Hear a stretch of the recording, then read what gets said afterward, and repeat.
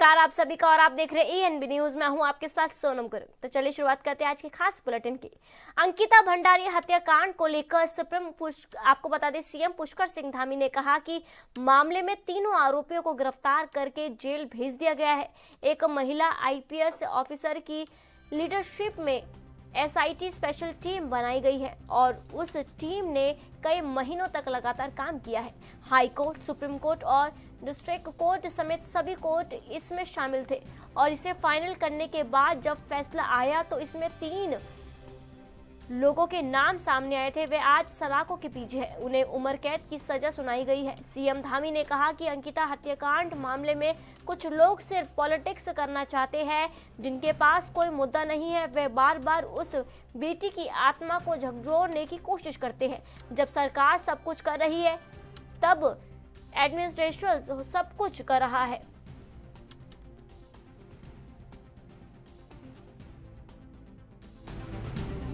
असली पीड़ित कोई है इस घटना में तो उनके माता पिता हैं। कुछ लोग केवल राजनीति करना चाहते हैं, जिनके पास कोई मुद्दा नहीं है, बार बार उस बेटी की आत्मा को झकझोरने का काम करते हैं। जब सरकार सब काम कर रही है, प्रशासन सब काम कर रहा है, फिर लेकिन उनके माता पिता को हमने बात करी, उनको मैंने यहाँ संदेश भिजवाया कि मैं आपसे बात करना चाहता हूँ। वो आए मेरे पास, मैंने कहा बताइए आप क्या चाहते हैं इसमें। उन्होंने हमको कहा कि इसमें एक VIP का जैसा नाम आ रहा है और हम चाहते हैं कि आप इसकी जांच करवा दीजिए। उन्होंने एप्लीकेशन लिख के दी, हमने जो है CBI के लिए संस्तुति कर दी उनकी एप्लीकेशन के साथ। अब CBI की जांच हो रही है, लेकिन कुछ लोगों को चूंकि और कोई उनके पास मुद्दा ही नहीं है, कोई ऐसी बात नहीं है, बार बार भावनाओं से खिलवाड़ करने का काम कर रहे हैं। अरे भाई, जब आप पूरा उनके माता पिता कह रहे थे, लोग कह रहे थे, अब CBI करवा दी है। CBI जांच करेगी, दूध का दूध और पानी का पानी हो जाएगा। और कुछ ऐसे भी लोग हैं उसमें, जब उन्हीं के ऊपर CBI हो रही थी तो भाग रहे थे, कहते CBI ठीक काम नहीं करती है। आपने भी सुना होगा। लेकिन अब केवल और केवल जो है राजनीतिक मुद्दा बनाने के लिए वो बार बार CBI की बात करते हैं। मैं इतना इसके बारे में भी कहीं नहीं बोला। मुझे लगा कि मेरी इतनी सारी बहनें एक साथ आई हैं, तो चूंकि एक बेटी से जुड़ा हुआ मामला है, एक बहन से जुड़ा हुआ मामला है, तो आप सबके सामने स्पष्ट होना चाहिए। हमारी मंशा बिल्कुल साफ है, हम किसी को कोई बचाना नहीं चाहते। उत्तराखंड में मदरसे के नाम पर ली गई जमीन को आम लोगों को बेचे जाने का मामला सामने आने के बाद अपनाते हुए कहा कि प्रारंभिक जानकारी के अनुसार शिक्षा ट्रस्ट के नाम पर जमीन ली गई थी, लेकिन अब उसी जमीन का उपयोग नियमों के विपरीत किया जा रहा है। वहीं पर मुख्यमंत्री ने स्पष्ट किया है कि यह मामला नियम, कानून और सरकारी व्यवस्था के खिलाफ प्रतीत होता है, इसलिए इसकी जांच के आदेश दिए हैं। उन्होंने आगे बताया कि राज्य सरकार की नीति बिल्कुल स्पष्ट है कि जो भी व्यक्ति या संस्था कानून का उल्लंघन करेगी उसके खिलाफ सख्त कार्रवाई की जाएगी। इस जमीन से जुड़े पूरे मामले में भी नियमानुसार कार्रवाई की जाएगी और सरकार किसी भी तरह की अनियमितता या भ्रष्टाचार को बर्दाश्त नहीं करेगी।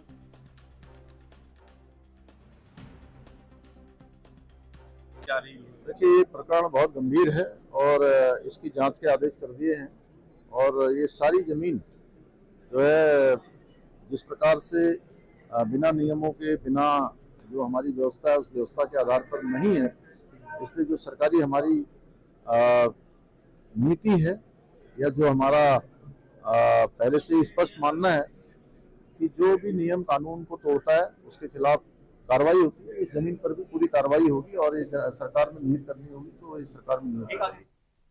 सीएम पुष्कर सिंह धामी ने मुख्यमंत्री एकल महिला स्वरोजगार योजना का शुभारंभ किया।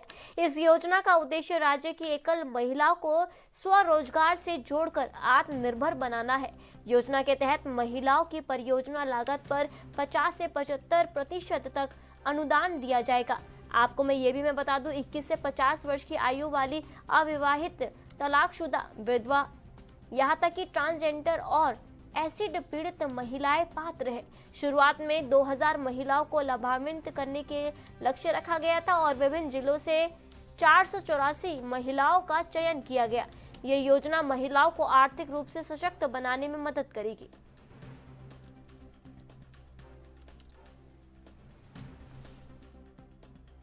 हम सब मिलकर एक नए युग का सूत्रपात करने जा रहे हैं, क्योंकि आज एक ऐसी योजना जिसका शुभारंभ होने जा रहा है, जो न केवल आप सभी को आर्थिक रूप से सशक्त बनाएगी, बल्कि आपकी सुरक्षा, सम्मान और आत्मनिर्भरता का भी एक मजबूत आधार प्रदान करने वाली है।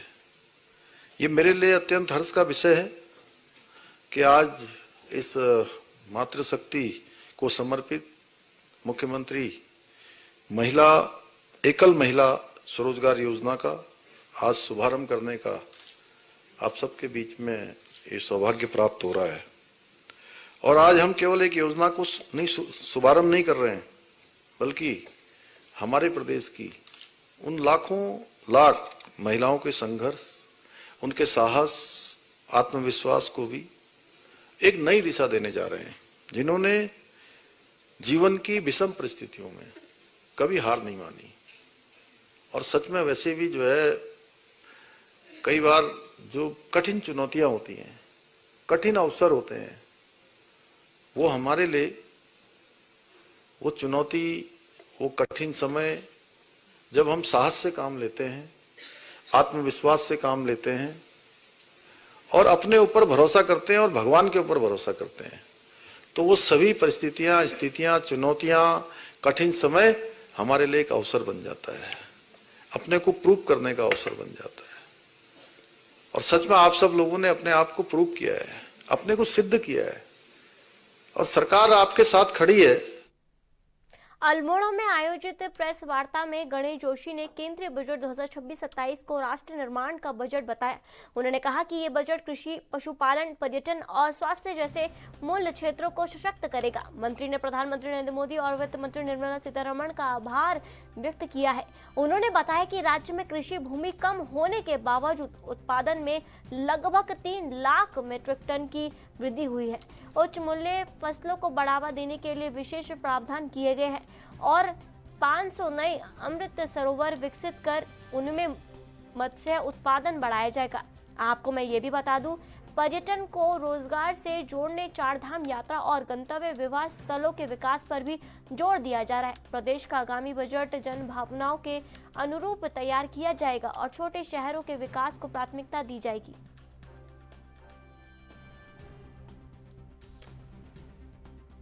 देखिए, उत्तराखंड, अगर आपने देखा होगा बजट में छोटे छोटे शहरों को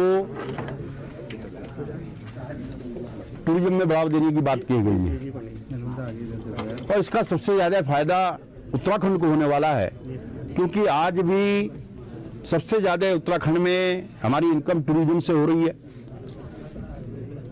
चारधाम यात्रा में 65 लाख से अधिक यात्री हमारा पिछले बार आ चुका है। तो टूरिज्म के सेक्टर में हमें इस बजट से बहुत फायदा होने वाला है। इसके लिए मैं माननीय वित्त मंत्री जी का और माननीय प्रधानमंत्री जी का आभार करता हूँ।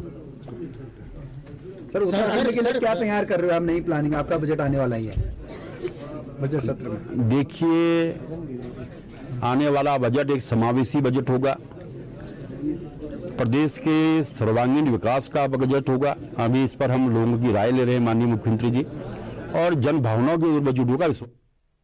बढ़ते अगली खबर की ओर। हरिद्वार में होने वाले 2027 के कुंभ को लेकर तेज कर दी गई है। सचिवालय में मुख्यमंत्री पुष्कर सिंह धामी की अध्यक्षता में कुंभ को लेकर हाई लेवल मीटिंग हुई है। इसमें सभी विभाग के अधिकारी मौजूद रहे। बैठक के दौरान मुख्यमंत्री ने अधिकारियों को निर्देश दिए कि कुंभ से पहले सभी विभाग अपने अपने काम को वक्त पर पूरा कर दे। इसके लिए 31 अक्टूबर की डेडलाइन तय की गई है। मुख्यमंत्री के सचिव विनय शंकर पांडे ने अधिक जानकारी देते हुए बताया कि सचिवालय में हुई कुंभ की बैठक में कई महत्वपूर्ण विषयों पर चर्चा हुई है। मुख्यमंत्री ने सभी विभागों को अधिकारियों को कुंभ के दौरान कोऑर्डिनेशनल से काम करने के निर्देश दिए हैं। इसके साथ ही कुंभ के सभी कामों को 31 अक्टूबर तक पूरा करने के लिए कहा गया है। उन्होंने बताया कि कुंभ हमारी आस्था का केंद्र है, इसलिए वहां हर श्रद्धालु की सुरक्षा सरकार की जिम्मेदारी है। इन्हीं बातों को ध्यान में रखते हुए व्यवस्था को चाक चौबंद करने के निर्देश जारी किए हैं।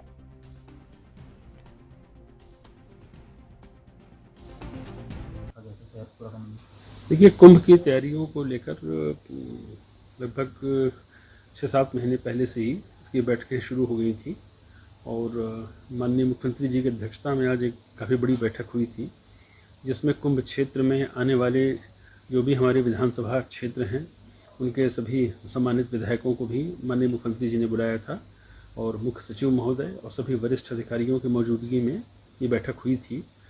मेलाधिकारी द्वारा एक इसमें प्रस्तुतिकरण किया गया कि अब तक कौन कौन से कार्य कितने सैंक्शन हो गए हैं, कौन कौन से कार्य मौके पर चल रहे हैं, भविष्य में कौन कौन से काम होने हैं, किन किन की स्वीकृतियाँ अभी शासन स्तर पर अपेक्षित हैं और भारत सरकार को जो हमारे प्रस्ताव गए हैं इन सभी का प्रस्तुतिकरण हुआ। माननीय मुख्यमंत्री जी ने 3-4 बहुत ही महत्वपूर्ण निर्देश दिए हैं। एक तो उन्होंने ये निर्देश दिया है कि जो भी कुंभ के कार्य चल रहे हैं उसमें गुणवत्ता सर्वोच्च प्राथमिकता है और उसमें किसी भी तरह से कोई समझौता उससे नहीं किया जाएगा। और हर्ष की बात ये है कि इसमें ऑलरेडी 3 हमारी संस्थाएं हैं जिनको नामित किया गया है थर्ड पार्टी इंस्पेक्शन के लिए। इसमें IIT रुड़की भी है। जो भी मेला क्षेत्र में आने वाले पुल हैं, मुख्यमंत्री जी ने उनकी सिक्योरिटी ऑडिट के लिए भी बहुत ही सख्त निर्देश दिए हैं, क्योंकि बड़ी संख्या में लोगों का आगमन होगा तो पुल की स्थिति। वक्त हो गया एक छोटे से ब्रेक का।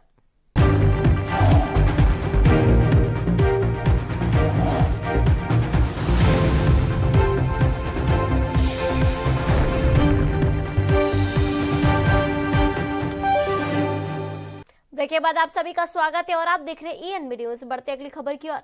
भाजपा ने कांग्रेस सरकार द्वारा मुस्लिम शिक्षण संस्थान के लिए दी गई जमीन की IMA की सुरक्षा के लिए खतरा बताते हुए तत्काल सरकार में निहित करने की अपील की है। पार्टी के वरिष्ठ विधायक एवं प्रदेश प्रवक्ता विनोद चमोली ने इस भूमि को मुस्लिम यूनिवर्सिटी खोलने की मंशा रखने वालों को साजिश का हिस्सा बताया है। ऐसी षड्यंत्रों से आगाह किया है कि देवभूमि के देवत्व बचाने के लिए कांग्रेस से मुक्ति जरूरी है। चमोली ने कहा कि मीडिया में आई खबरों से हुए खुलासे में एक बार फिर कांग्रेस पार्टी और उनकी सरकारों की खतरनाक साजिश सामने आई है। उन्होंने जानकारी दी है कि सहसपुर धुलास में 2004 में तिवारी सरकार द्वारा लगभग 100 बीघा जमीन मोहम्मद मदनी को शिक्षण कार्य के लिए लीज पर दी थी, जिसके लैंड यूज प्रभावित कराने के प्रयास किए गए हैं और आपत्तियों के बाद हाईकोर्ट तक मामला पहुंचा। अब वहां भी मामला खारिज होने के बाद वहां पावर अटर्नी देकर खुद वुड करने के प्रयास भूमाफियों द्वारा किए जा रहे हैं। फिलहाल MGDA ने कार्रवाई कर भूमि को खरीद फरोख्त पर रोक लगा दी है।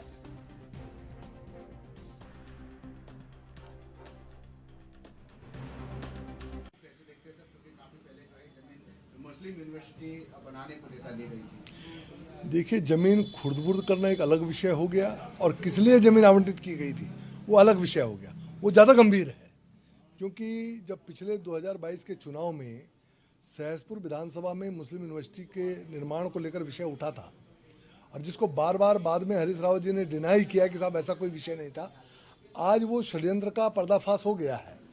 क्योंकि 2004 में माननीय नारायण दत्त तिवारी जी की सरकार में मोहम्मद मदनी को ये ज़मीन एजुकेशनल इंस्टीट्यूशन के लिए दी गई थी और उसके बाद से लगातार वहाँ पर प्रयास हो रहे थे, जबकि IMA वहाँ पर है, राष्ट्रीय सुरक्षा का प्रश्न था।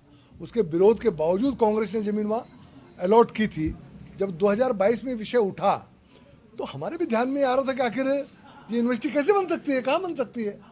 लेकिन कोई विषय उठा था, राजनीतिक माहौल था, तो हमने उसका विरोध भी किया और मीडिया ने और तमाम जनता ने उस बात का विरोध किया और वो उस काम को कर नहीं पाए। लेकिन आज जब ये प्रकरण सामने आया तो समझ में आया है कि 2022 में जो मुस्लिम यूनिवर्सिटी की बात की गई थी उसका आधार ये ज़मीन थी, क्योंकि ज़मीन ऑलरेडी उसके लिए दी जा चुकी थी।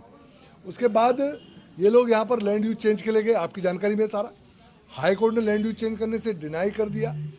उसके बाद भी वो ज़मीन खुर्द-बुर्द की जा रही है और एक समुदाय विशेष के लोगों को, धर्म विशेष के लोगों को वो दी जा रही है। ये भी समझ में नहीं आ रहा है कि आखिर वहाँ पर IMA है, पूरे देश की सुरक्षा का प्रश्न है, पूरे देश के सैनिक अफसर वहाँ पर तैयार किए जाते हैं, तो ऐसे संवेदनशील क्षेत्र में वो भूमि का आवंटन। उत्तराखंड में जंगली जानवरों के बढ़ते हमलों और उनसे हो रही हादसों को लेकर कांग्रेस ने बीजेपी सरकार पर निशाना साधा है। कांग्रेस के प्रदेश प्रवक्ता शिषपाल सिंह बिष्ट ने जंगली जानवरों के लगातार बढ़ते हमलों पर गहरी चिंता जताई है। कांग्रेस का कहना है कि बाघों और अन्य हिंसक वन्य जीवों के हमलों से ग्रामीण क्षेत्रों में दहशत का माहौल बना हुआ है। वहीं शहरी इलाकों में बंदरों का आतंक लगातार बढ़ता जा रहा है। हालात ये है कि लोग घरों से बाहर निकलने से डरे रहे हैं। बच्चों को स्कूल भेजने से भी परिजन भय महसूस कर रहे हैं। कांग्रेस ने साथ ही साथ ये भी आरोप लगाया कि वन विभाग कुंभकर्ण की नींद में सोया हुआ है और सरकार को जनता की परेशानियां नजर नहीं आती है। कांग्रेस ने सवाल उठाया कि इतनी बड़ी संख्या में बंदर और अन्य जंगली जानवर आखिर आ कहां से रहे और सरकार अब तक इस गंभीर समस्या पर कोई ठोस नीति क्यों नहीं बना पा रही है।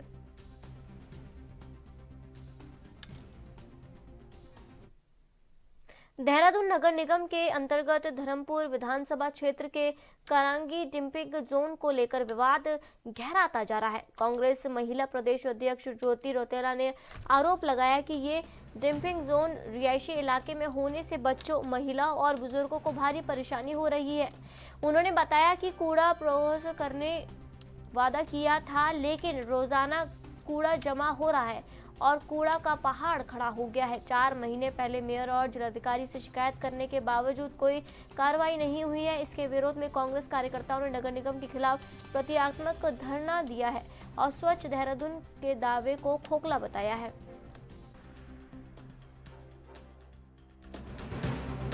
निगम में क्या कुछ विषय है? देखिए, जो धर्मपुर विधानसभा में कारगी जो एरिया है, कारगी डंपिंग जोन वहाँ पे बनाया गया है, जिसमें ये बोला गया था कि यहाँ पे कूड़ा डंप होकर प्रोसेस होकर वो सेम डे हटेगा, लेकिन वहाँ पे डंपिंग जोन बना दिया। वहाँ पे रेजिडेंशियल एरिया है, रिहायशी इलाका है, वहाँ के लोगों को लगातार परेशानी हो रही है। हम 4 महीने पहले जो हमारे मेयर हैं सौरभ थपलियाल जी से मिले, जो हमारे डीएम है सविन बंसल जी से मिले। हमने उनसे तब भी रिक्वेस्ट किया कि लोगों को बहुत परेशानी हो रही है, वहाँ पर रिहायशी इलाका है, बच्चे हैं, महिलाएं हैं, बुजुर्ग लोग हैं, उनके स्वास्थ्य के साथ खिलवाड़ हो रहा है। लेकिन जब हमको लगातार फिर से शिकायत आई कि फिर से वहाँ पे डंपिंग जोन में कूड़ा रोज का रोज जो डाला जा रहा है, लेकिन वो प्रोसेस नहीं हो रहा, उठाया नहीं जा रहा, पूरा पहाड़ है। मैं अभी आपको विजुअल शेयर करूंगी। तो हम लोग सिंबॉलिक तरीके से कुछ पॉलिथीन है यहाँ पे कूड़ा उठा के वहां से खुद अपने हाथों से उठा के लाए और ये हम दिखा रहे हैं कि जो नगर निगम है, जो स्वच्छ देहरादून, जो उन्होंने स्वच्छ देहरादून का नारा दिया है, वो कितना नाकाफी है, नाकाम है। और पूरे देहरादून में आज जिस तरीके से जगह जगह कूड़ा मिल रहा है, खासतौर पे कारगिल डंपिंग जोन में जिससे लोगों को अंकिता भंडारी हत्याकांड को लेकर कांग्रेस पार्टी द्वारा लगातार आंदोलन किए जाने पर भाजपा प्रदेश महामंत्री कुंदन परिहार ने कांग्रेस पर तीखा हमला बोला है। उन्होंने बताया है कि कांग्रेस का उत्तराखंड में कोई वर्चस्व नहीं बचा है और 2027 के चुनावों में उनकी हार तय है। कुंदन परिहार ने यह भी स्पष्ट किया है कि मुख्यमंत्री पुष्कर सिंह धामी ने सीबीआई जांच की स्वीकृति दी है और सरकार इस मामले में पूरी तरह से अडिग है। कांग्रेस की राजनीति केवल भ्रम फैलाने की कोशिश कर रही है।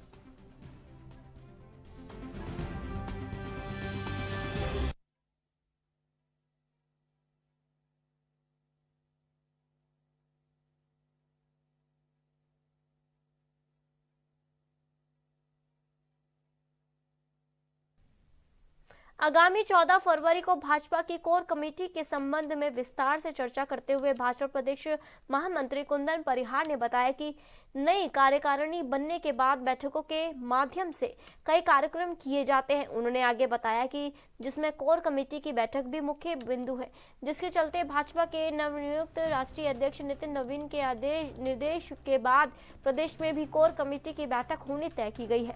प्रदेश महामंत्री ने बताया कि कोर कमेटी की बैठक में अब तक कितना कार्य संगठन द्वारा किया गया है, वे प्रदेश की योजनाओं पर संगठन की कितना भूमिका रही है और साथ ही आगामी 2027 के तैयारियों को जिसे विषय साझा किए जाएंगे। उन्होंने आगे बताया कि प्रदेश में कोर कमेटी की बैठक में पूर्व राष्ट्रीय अध्यक्ष जेपी नड्डा को भी उपस्थित होने हैं और उनके द्वारा जो भी निर्देश कोर कमेटी के सदस्यों को दिए जाएंगे, निश्चित ही उन सभी निर्देशों को निचले स्तर पर लाकर आगे का कार्य किया जाएगा।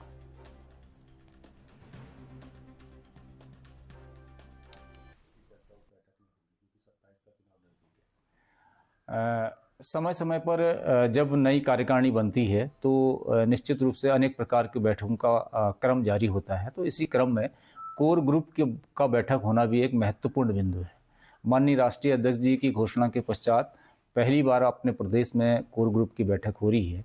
इस कोर ग्रुप की बैठक में अभी तक हमको क्या क्या काम केंद्र की ओर से हमको दिए गए थे, कितने काम हमने उसमें किए, हमारी प्रदेश की अपनी क्या योजना है, उस योजनाओं पर हम कितना खरा उतरे हैं, आगे हमारा 2027 का क्या रोड मैप होगा, उन सब विषय बिंदु पर इसमें चर्चा की जाएगी।